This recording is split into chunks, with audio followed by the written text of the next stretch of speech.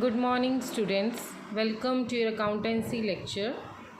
We have done first two chapters. Now it's turn to do the third chapter, that is accounting equation. And today, before starting this chapter, I am going to give you golden rules of accounts. As I have already told you in the terminologies, one term is there, that is accounts. Accounts can be of three types: personal account, real account and nominal account. Personal account relates with the persons and real account relates with goods. Nominal accounts relates with income and expenditure. Is that clear? I think this all is clear to all of you. Now let's start with the rules of the personal account, because it relates with the person. It means it relates with the person who is receiving something and who is giving something.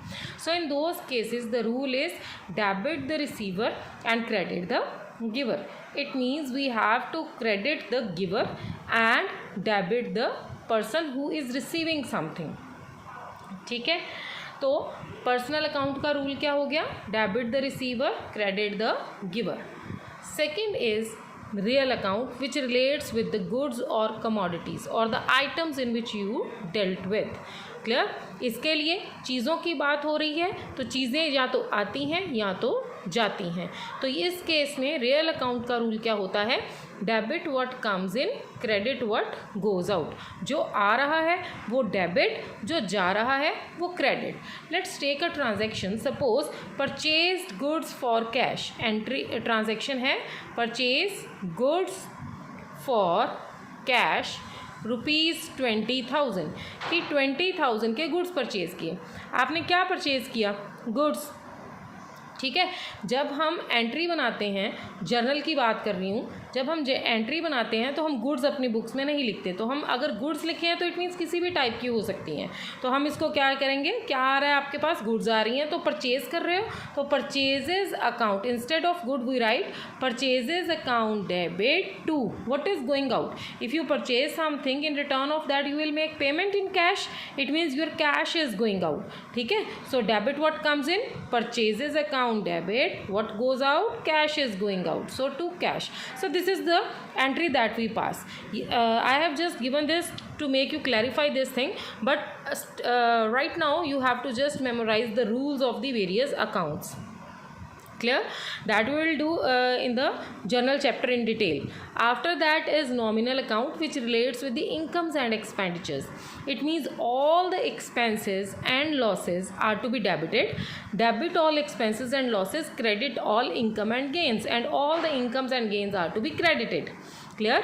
हमने पढ़ा है कि debit and credit are the two aspects which must be matched with each other. ये दोनों match होने चाहिए, मतलब debit must be equal to the credit. Every debit must have an equal credit, every credit must have an equal debit. Clear? So here we did just the three types of accounts, that is personal account, real account and nominal account. Personal account का rule है debit the receiver, credit the giver. Real account का rule है debit what comes in, credit what goes out. Nominal account का rule है debit all expenses and losses, credit all income and gains. So these rules are the very much important from the accounting point of view, because you have to memorize it till you are alive. Okay जब तक आप जिंदा हो, सांस चल रही है, commerce students तब तक इन रूल्स को नहीं भूलते हैं. So do memorise all these things very very attentively. If you have any doubt you can ask me from these. Now let's start with a few of the rules. हमने बहुत सी चीज़ें पढ़ी हैं, like Rajay, whatever I am going to teach you today, you have to note it down in your notebooks.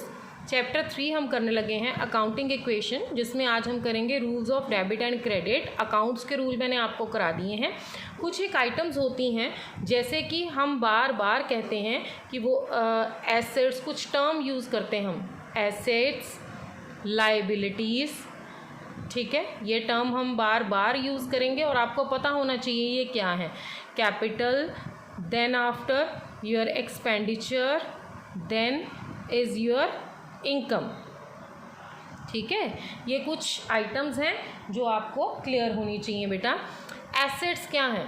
Assets means long term assets, short term assets, which are used for a longer period of time or for a shorter period of time, which you in which you invest something and you get the benefit of that thing over a longer period of time। जैसे कि benches हैं school में, जैसे कि black board है school में, तो वो सब आपकी क्या कहलाती हैं? आपकी एसेट्स कहलाती हैं। ठीक है, घर में आपने सोफ़ा सेट खरीदा है,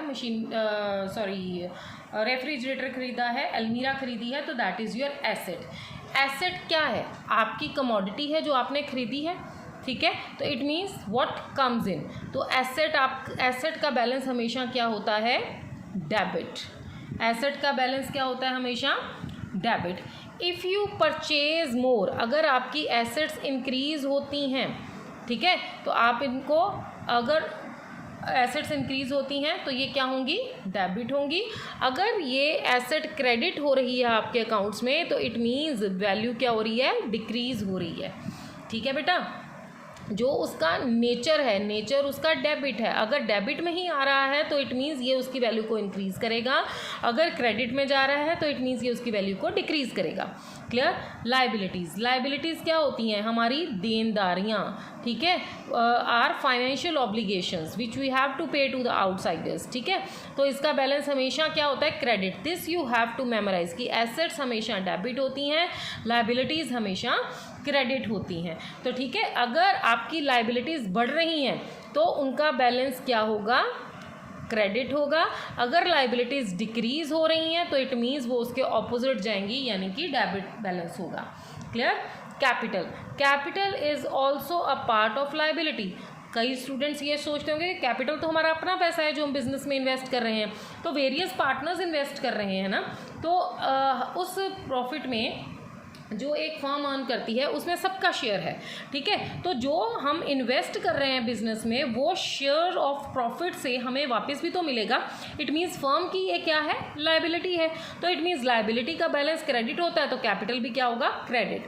तो अगर ये क्रेडिट साइड पे जाएगी तो इट मीन्स ये बैलेंस इंक्रीज करेगी, अगर ये डेबिट साइड पे जाएगी तो इट मीन्स ये बैलेंस डिक्रीज करेगी। क्लियर? नेक्स्ट होता है हमारा एक्सपेंसेस।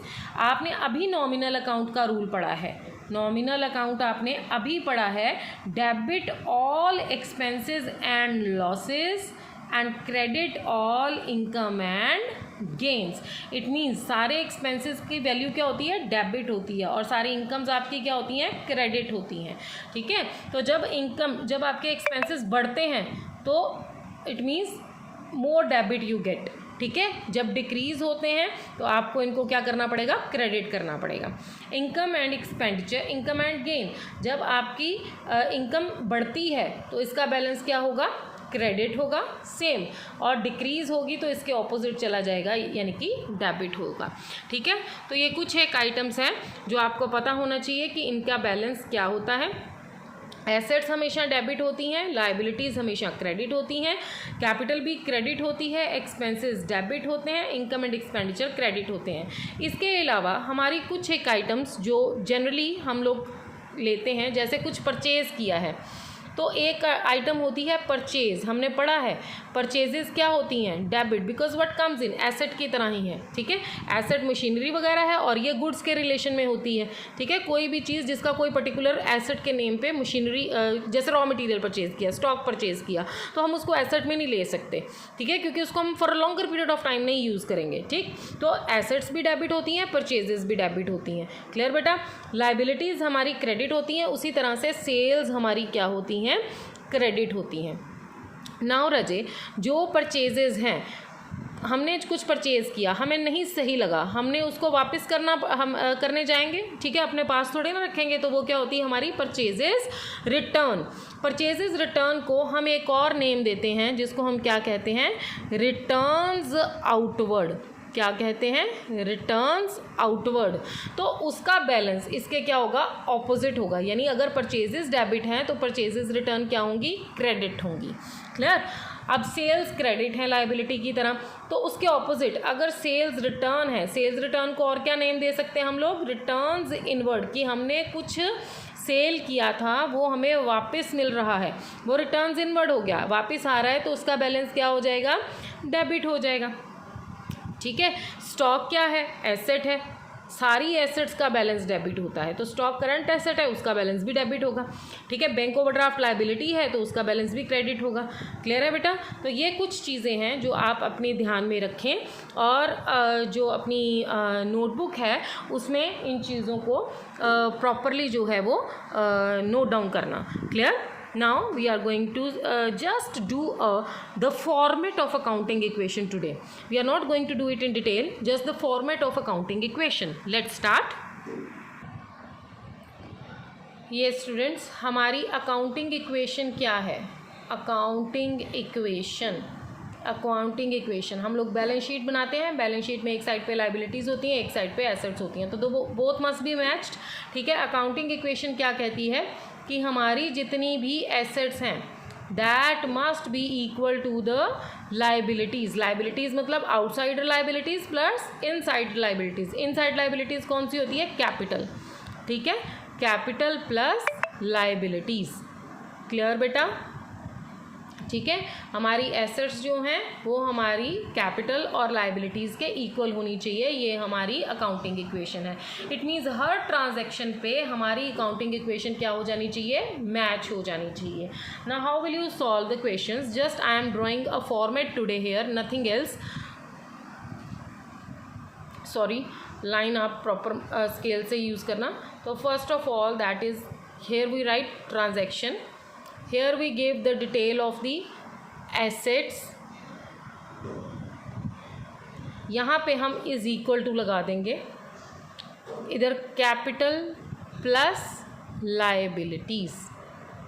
क्लियर? ये आपका फॉर्मेट है, draw it in your notebooks. रजे यहाँ तक के लेक्चर में अगर आपको कोई डाउट है तो you can ask me.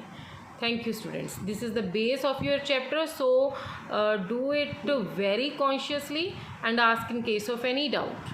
Thank you.